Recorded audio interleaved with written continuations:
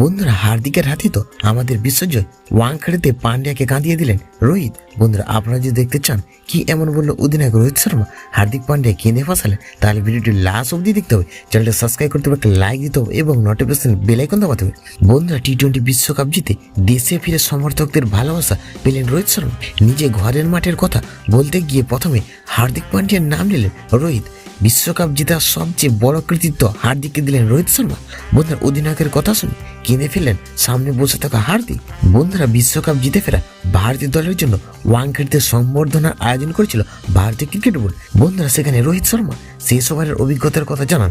তিনি বলেন, শেষ ওভারে যে কোনো রান বাঁচানো খুব কঠিন, প্রচুর চাপে থাকে। সেই চাপ সামলে হার্দিক বল করেছেন। প্রথমে ক্লাসেনকে আউট করে ও আমাদের খেলায় ফিরেছে। তারপরে শেষ ওভারে মিলারের উইকেট নিয়েছেন, আমাদের বিশ্বকাপ জিতিয়েছেন। হার্দিক দুর্দান্ত। বন্ধুরা রোহিত যখন এই কথাগুলি বলেছিলেন তখন সামনে চেয়ারে বসে থাকা হার্দিকের চোখে জল মুখে হাসি। বন্ধুরা রোহিতের মুখে হার্দিকের প্রশংসা শুনে ওয়াংখেড়ের গ্যালারিও হার্দিকের নামে চিৎকার করলো।